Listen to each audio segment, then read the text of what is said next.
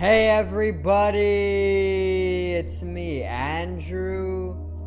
Get out into nature and tune in for yourself.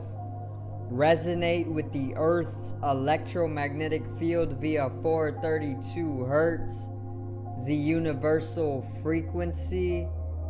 Balance out psychologically and emotionally, and further strengthen your brain and your heart coherence as well. Get a plant-based diet going for yourself today and nurture yourself right back into life.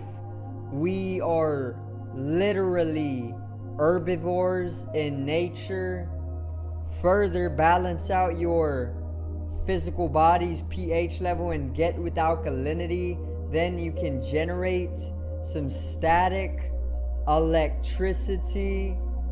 Send me some love telepathically.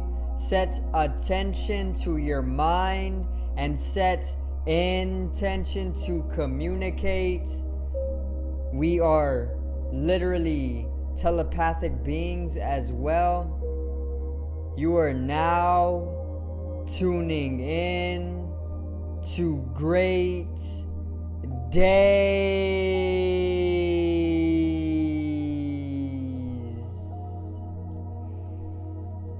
Now today I am actually going to cover the latest astrological event, or the latest transit, which was actually last night, and it was the full moon. So I'm basically just going to talk about how we are actually influenced by the full moon and still being influenced, and I'm going to clarify everything up and simplify everything for you guys to understand and get a little bit more in cosmological or astrological synchronicity for yourselves. So today's video is full moon in Aquarius.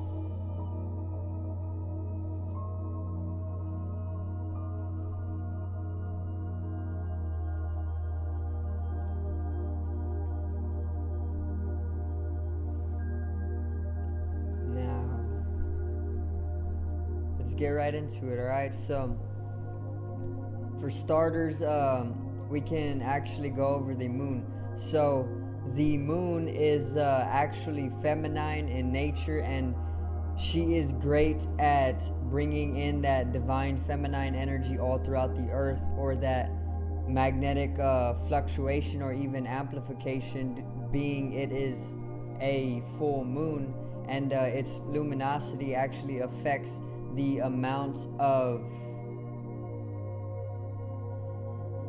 fluctuation that is heightened during its phase. So basically, the full moon is feminine, or the moon itself is a feminine energy or a feminine celestial. And when we deal with feminine energy, we are naturally being internalized. Femininity is actually the same as internalizing nature or internalization. So femininity or feminine energy equals internalization, okay? And further, it also is magnetic or emotional in nature. So basically, the emotional field, our emotional body, or our emotional field is actually the same as our magnetic field. Everything has a magnetic field, and you know this because the earth itself has a magnetic field, and as above so below, a hermetic principle. Everything actually has a magnetic field. So the emotional field and the magnetic field are literally one and the same, and they are actually both feminine in nature. Masculinity or masculine energy is actually electrical or mental in nature. So there's mental, which is masculine, and there is emotion, which is feminine. And emotion is magnetic and mental is electric. Okay, so the moon is actually feminine in nature, and this means that her energies are basically corresponding to our emotional field, or our magnetic field, or our magnetic body, or the magnetic sheath of our aura. Okay, it's the second layer of the aura, the first being the ethereal, the second being the emotional, and the third being the mental, and then it's the astral body, I believe, and then it is the ethereal template, emotional template, and then the mental template, something like that. Anyway, the moon is actually feminine in nature, and it is also magnetic or emotional. So anytime we are dealing with the moon, we are corresponding to our emotional state. Okay, so the moon in astrology actually represents our emotional state, or our emotional level. Okay, and when the moon comes to be full, it brings about the sun's luminosity through reflection, and this actually amplifies our emotional field to its highest potential during that specific phase of the moon, which is the full moon, because it is the brightest. And this is why there's those mythological stories of people turning into werewolves during the full moon, or even things or creatures more wild in nature being more amplified in their wilderness states, because the moon is great at amplifying that emotional field. And the man turning into the werewolf is actually symbolic for basically waking up to a deeper emotional feralness, and that's just a little fun fact that I brought off the top of my head right now. So like I said, the moon is all about amplifying our emotional states, or it is all about corresponding to our emotional states. It represents our emotional states, and it also represents more of the deeper internalizing natures of oneself, being the divine feminine energy is basically radiating off of the moon itself. And the divine feminine energy is all about the space. It is all about feeling. It is all about emotion, and it is all about caring for one another, and basically flowing throughout life like water and or earth.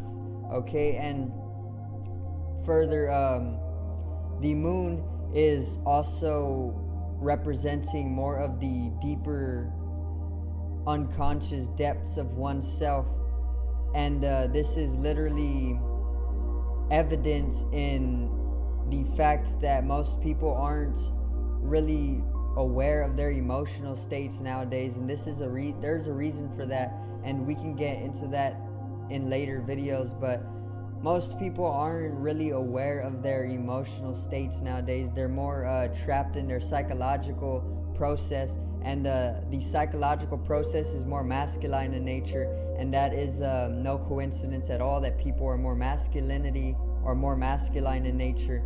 The fact of it is that the divine feminine is actually imbalanced when in comparison to the divine masculine energy over the global scale, because of a lot of things like the society and the matrix basically keeping you encapsulated within a imbalanced state of oneself. And it gets a lot deeper than that, but that is one of the most fundamental reasons nowadays.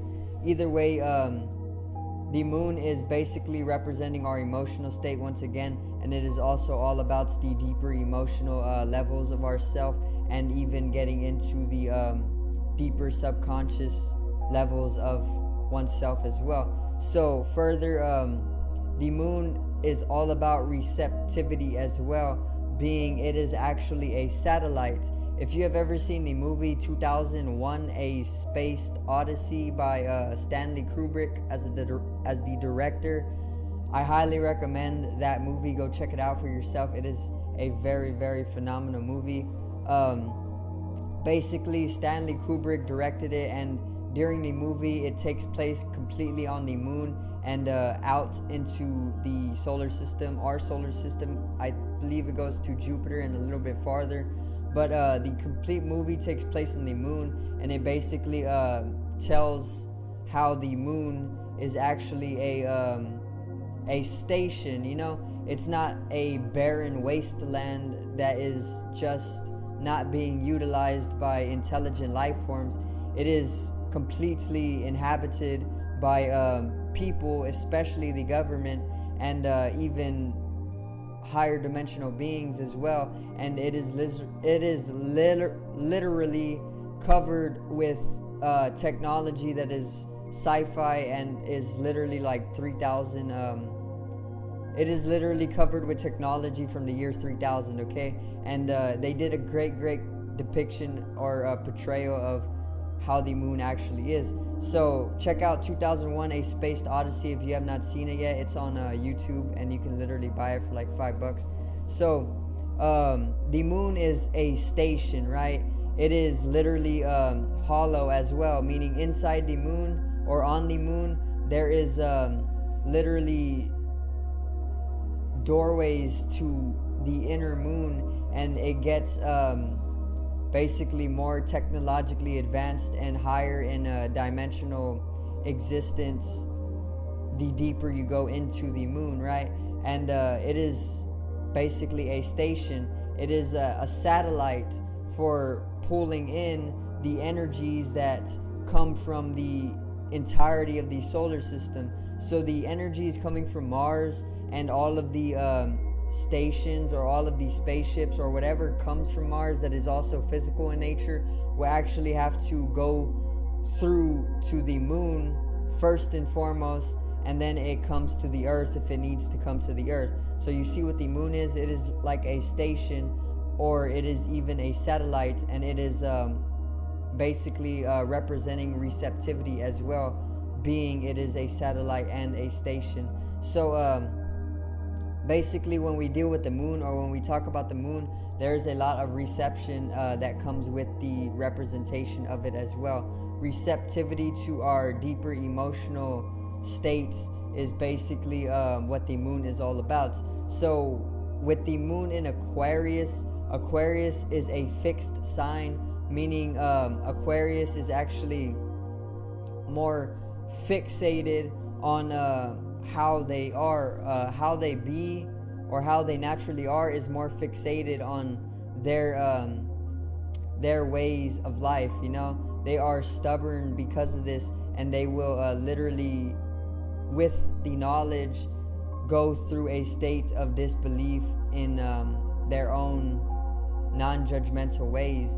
But basically Aquarius is a fixed sign, and it is also masculine, so it is naturally ruled by the thought process. It is electrical or mental in nature, and it is exteriorized in nature as well, meaning it is more objective in nature, and feminine is more subjective in nature. So basically further, Aquarius is also ruled by the planet Uranus, which is all about sudden change. It is highly electrical in nature as well. It is all about rebellion. It is all about innovation. It is all about technology also. It is all about enlightenment and the liberated path as well. So being ruled by Uranus, we naturally bring in those Uranus energies with any affiliation or correspondence to Aquarius. And further, it is ruled by the 11th house as well. So basically with the full moon in Aquarius, we are basically coming to a state of understanding ourselves emotionally in Aquarian-like natures, and this is more in a innovative, analytical type sensuality of life.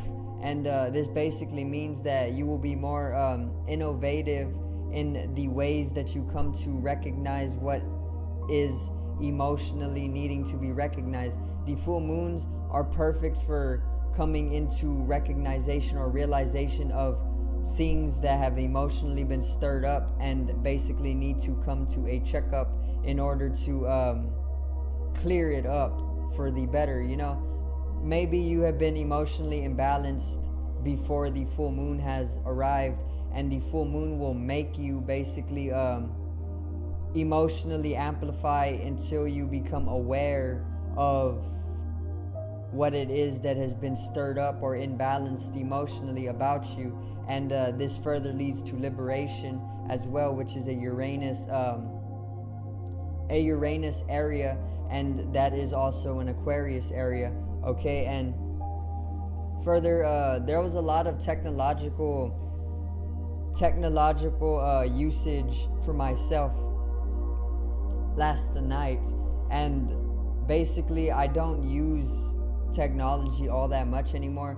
I use the computer at least 3 to 4 hours a day, and then I'll use the phone 1 hour a day at least, and that's all that I will use, because technology is taking people over. Like I said, it is turning people into actual cyborgs or robots, and I'll do a video on this for the spiritual awakening that is on the rise. But as of now, I'm first going to do a artificial intelligence video, and then I'm going to introduce how people are being made into cyborgs, and you can actually wait for that one. It's going to be a great video. I actually do it tomorrow, so be ready for that. Okay, so anyway, back to the astrology.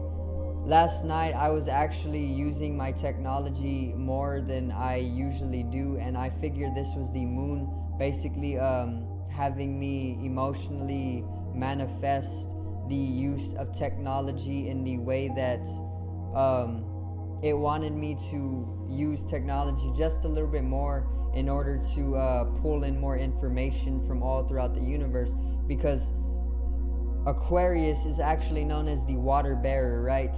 And water in symbology is actually equivalent to spirituality. So Aquarius, being the water bearer, is actually the bearer of spirituality. And with spirituality comes knowledge. Knowledge brings spirituality if it is accurate knowledge, okay? And when you start pulling in knowledge all from the universe, because that is an Aquarian ability to pull in information all throughout the universe, which is why the Aquarius age is also called the information age, because Aquarius's innate ability is to pull in information from all over the universe. And this is why you see the rise of technology happening at such a rapid rate nowadays, and we are using this technology to pull in information from literally all over the universe. We already have the universe completely mapped with technology. NASA has a universal scale of literally as much of the universe as they can span out, and they even have literally millions of star systems with the corresponding entities that live there, as well with the civilizations and everything. So you see how we pull in the information from all over the universe. That is an Aquarian ability, and that is why the Aquarian age, or the Aquarius age, or the age of Aquarius is called the information age as well. So naturally, with the full moon in Aquarius, we are going to be amplified emotionally and receptive enough to basically be pulling in information with our technology, or even just with our intuition, which is to be more noticing or to be more observant, to basically pull in more knowledge about things, and then be able to spit it out as if it was all just coming to you, and with the heightened receptivity to our emotional level, we are actually able to open up innovatively to a way of cleansing ourselves of these emotional imbalances. And lastly, there is a lot of plutonian energy within the mix as well, and this fits in perfect with the moon, because Pluto is actually feminine in nature as well, and Pluto is actually even more deeper than the moon goes, due to the fact that Pluto is the planet symbolizing the underworld, and the underworlds also are equivalent to the unconscious, because what is unconscious is usually seen as an underworld. You know, there is an inner earth. The earth is hollow, just like the moon is, and just like the moon is hollow and made into a station or a satellite, the earth is literally the exact same thing. There is an inner earth that is completely more lush and vibrant and saturated with entities and even cities, and this is more unconscious to the surface level of earth.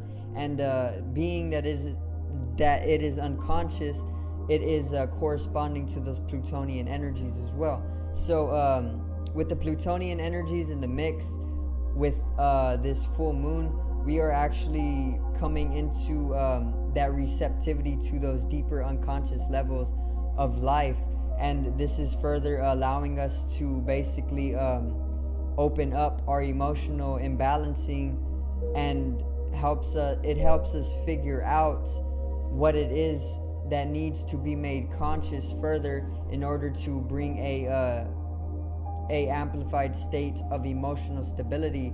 And these unconscious levels of Pluto can be literally things from death, as taboo as death can get, or as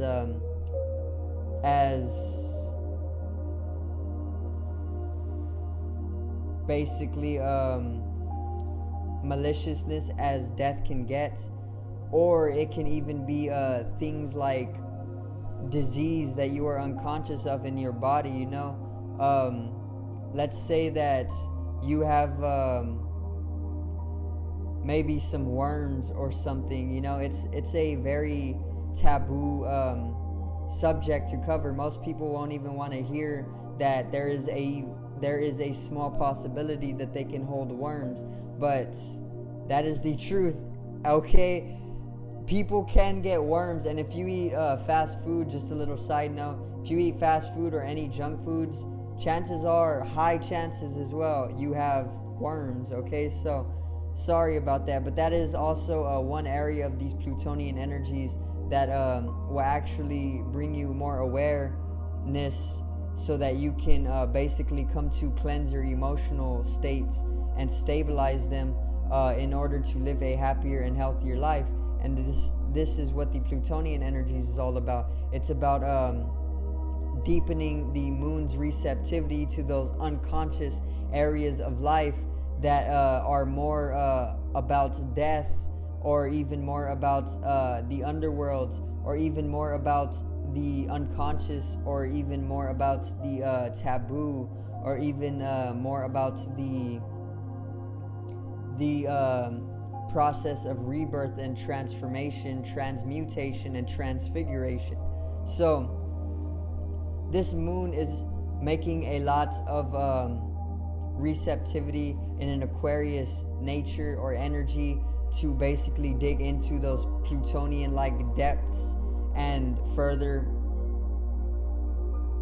bring us to a state of emotionally balancing out and cleansing ourselves from the deepest levels. Okay, so I do thank you guys for watching. I hope I clarified everything up, even if it gets a little complicated. It should be understood by your subconscious. Remember, you are a god, even if you don't know this. So I do thank you guys for watching the video today, and I hope you did enjoy. Subscribe over here to the left of me and help me reach 50 subs. Drop a like on the video below me and support the channel. Generate some static electricity from your ethereal body or your spatial body. It needs to be strengthened and realized for the collective rise in consciousness. I love you guys. Have a great day, and peace